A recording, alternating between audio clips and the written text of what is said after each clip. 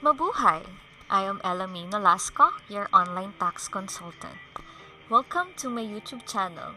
Ang goal po natin today ay gawing simple at stress-free ang registration process para sa inyong mga businesses.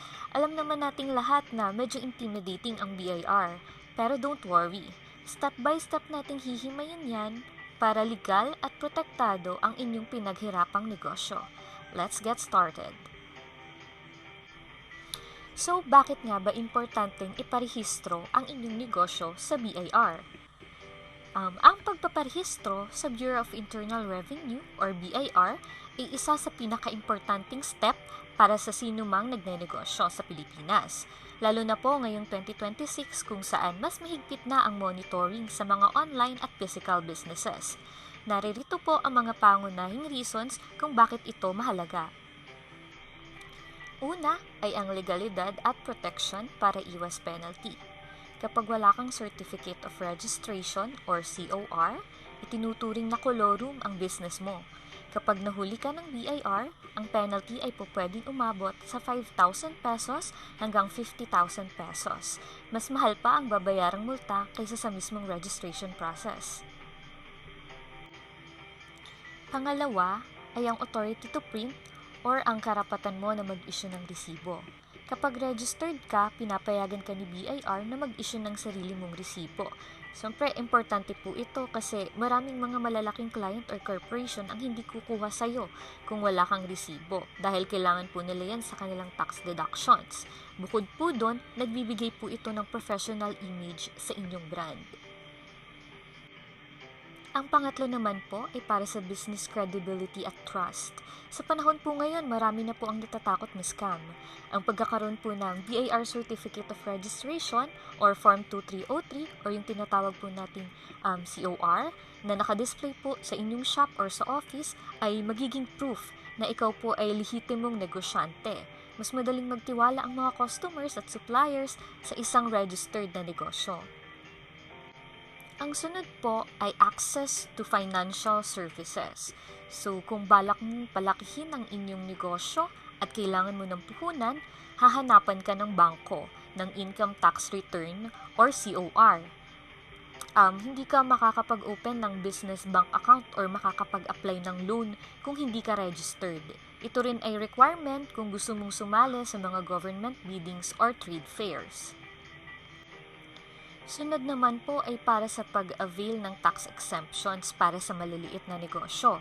Hindi po ibig sabihin na registered ka ay malaki agad ang babayaran mong tax. Sa katunayan po niyan, kung ang benta mo ay 250,000 pababa sa isang taon, wala kang babayarang income tax.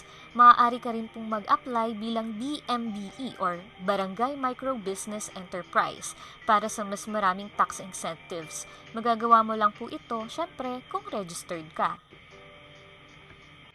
And syempre po, professional growth. So, sa pagiging registered nyo po, ina-allow po kayo na mag-participate sa mga government biddings and trade fairs.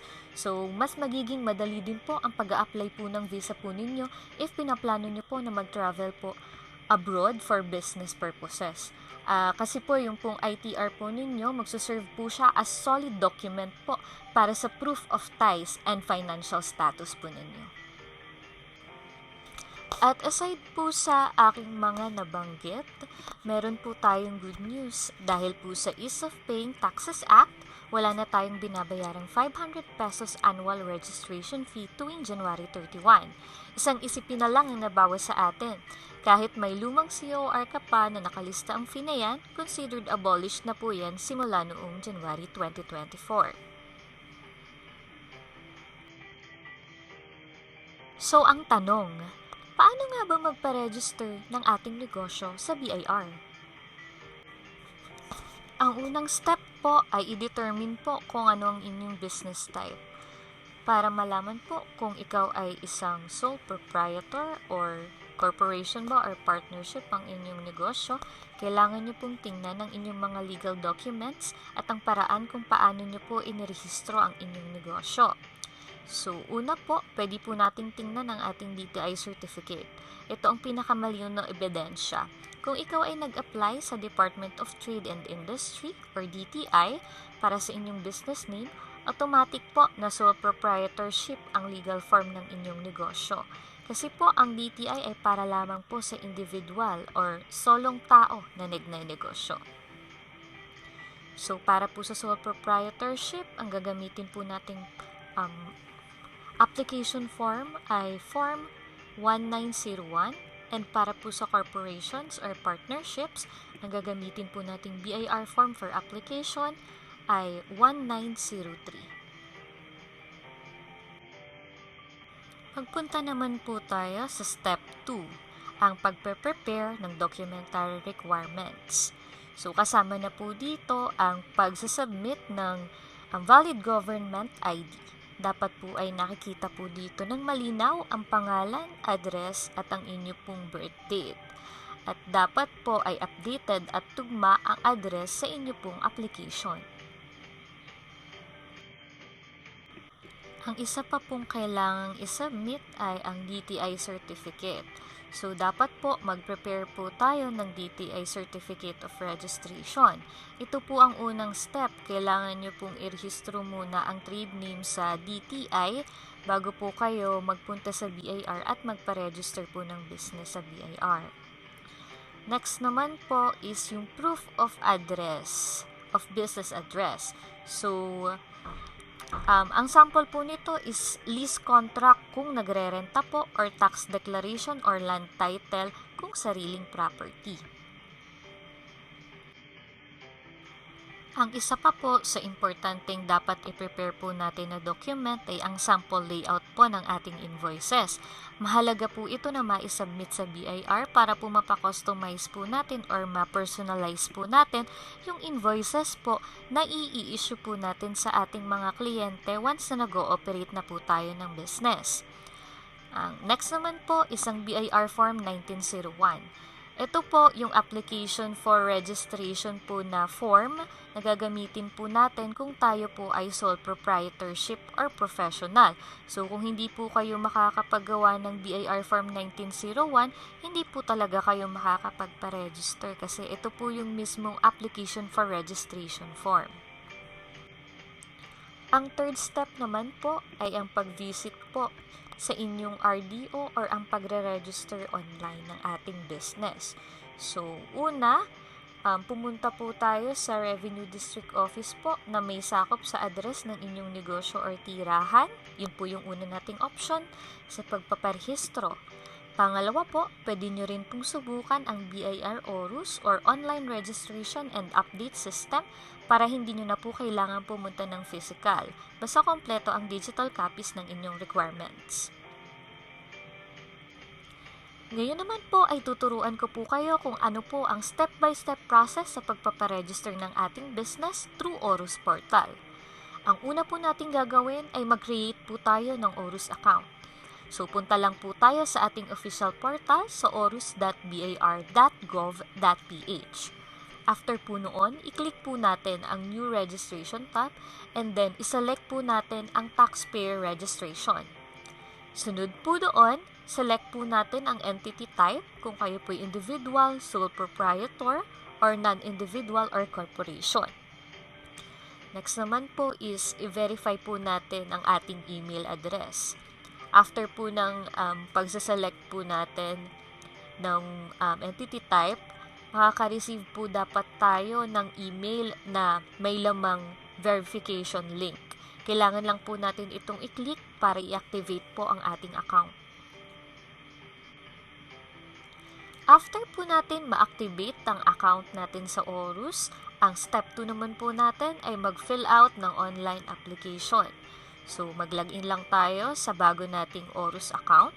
I-select po ang application for registration and piliin po ang Form 1901 para sa individual or freelancers or Form 1903 para sa corporations. Next po ay kumpletuhin po natin ang digital form. Fill upan po natin ang business details, name po ng business, trade name, and start date, and then address po. Paki-ensure po na dapat magmamatch po yung address sa DTI or sa SEC registration dito sa fill upan po natin na digital form. Sunod naman po ay yung sa tax type. So, yung system po ay magsasuggest po ng tax type based po sa inyong business industry and income projection.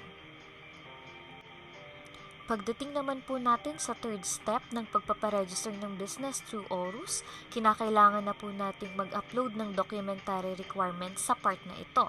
Kailangan niyo pong mag-upload ng clear scanned copies or photos, either PDF po or JPEG po na format ng mga sumusunod.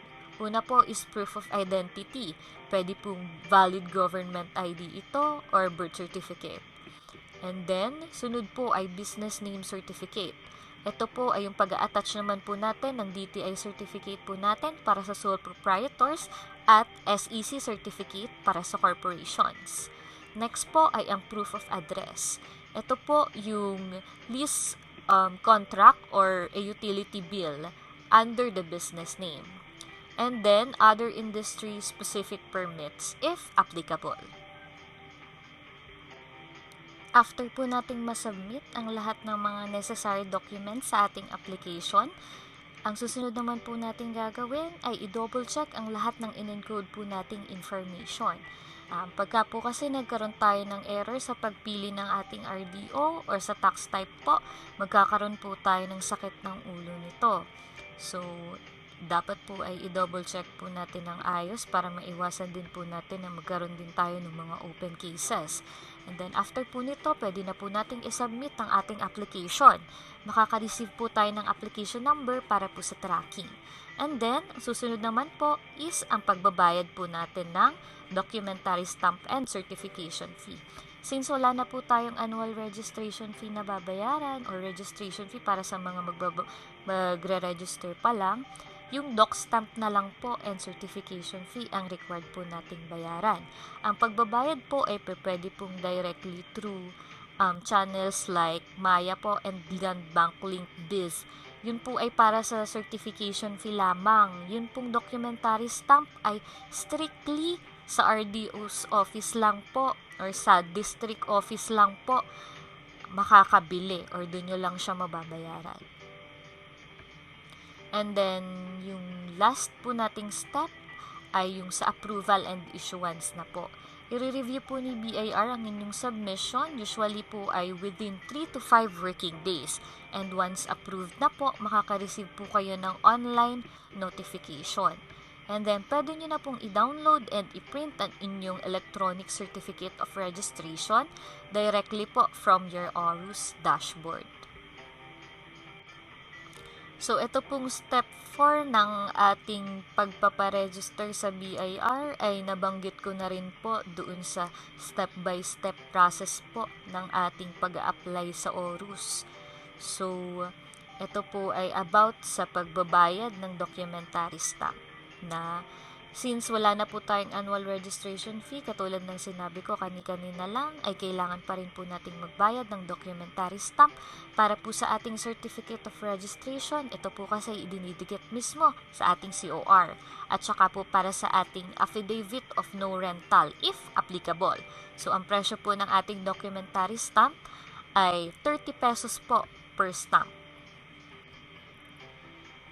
Ang panglima naman po nating step ay ang pag-attend po ng taxpayers briefing. Dati po ay required ang physical briefing, pero ngayon po marami na pong mga RDO ang nag-aalok ng online briefing o nagbibigay na lang po ng flyers. Importante po ito para malaman po ninyo ang inyong tax deadlines, monthly, quarterly at annual, at yung iba pa pong compliance reports o yung reportorials po na kailangan po nating isubmit na applicable po sa ating negosyo. At sa pang-anim na step naman po ay ang pagkuha naman po natin or pag-claim ng ating COR at notice to issue receipt or invoice na signage po sa mismong office po ng BIR. Kapag approved na po ang inyong application for registration, ibibigay na po sa inyo ang Form 2303 or yung ating COR or Certificate of Registration.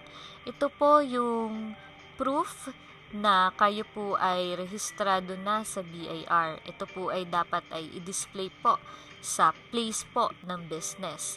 Ganon din po i-issue din po sa inyo pag po approve na ang application ang Notice to Issue Receipt or Invoices or NIRI. Ito po yung dating Ask for Receipt na kulay orange na ini-issue. Pinalitan na po ito ng NIRI or Notice to Issue Receipt or Invoices at ito po ay ginawa na pong color green. Ito po ay dapat naka-display din po sa ating place of business. Ang 7th step naman natin ay ang pagbili at pag-register ng books of accounts. So, kailangan po nating bumili ng journals at ledgers sa mga bookstore po or kahit sa office supply store at ipastamp po ito sa BIR dahil dito nyo po ililista yung inyo pong mga benta at yung pong inyong mga gastos. Dito po natin lahat i-record ang ating sales and expenses. Ito pong ating last step ay nabanggit ko na rin po kanina bilang isa sa importance ng pag-register sa BIR ng ating negosyo. So, kailangan po nating mag-apply ng authority to print para mabigyan po tayo ng karapatan or mapagbigyan po tayo na makapag-issue po ng ating mga resibo.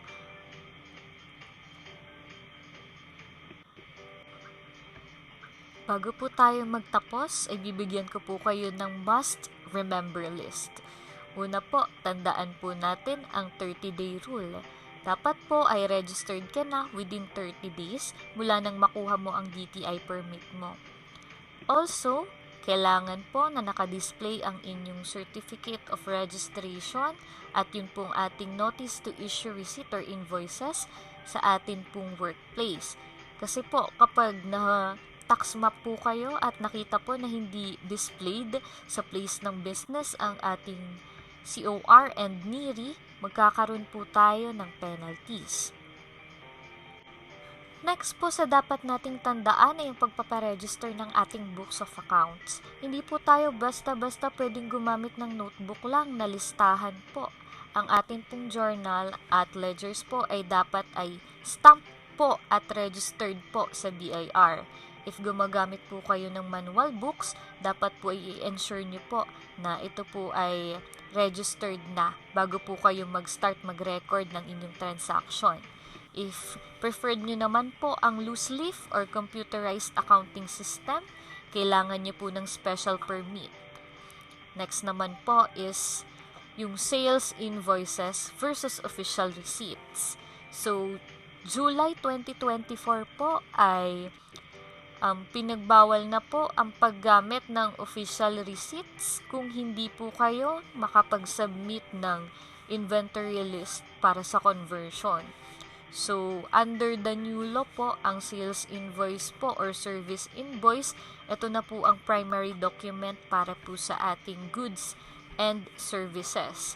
So, dapat po i-make sure natin na printed po ang ating invoices at meron po tayong ATP from BIR accredited printer para po maging legally valid po ang ating mga resibo. Last but not the least, sa listahan po na dapat nating laging alalahanin sa ating pagnenegosyo ay ang 10-year record rule. So, ang BIR po kasi ay merong 10 years na retention period para sa ating mga documents. Hindi po natin pwedeng basta-basta itapon ang ating mga libro at invoices dahil required po tayo na itago po ito or i-keep po ito sa loob ng 10 years in case po na magkaroon po ng audit.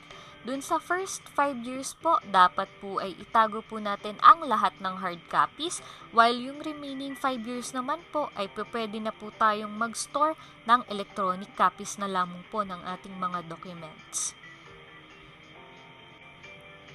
Sabi nga, don't let what you don't know hurt your growth. In business, ignorance is not bliss. It's a penalty. Kaya be proud, registered Pinoy solo entrepreneur. Salamat po sa pakikinig. I am Ella May Nolasco, and remember, a registered business is a growing business. See you in our next session.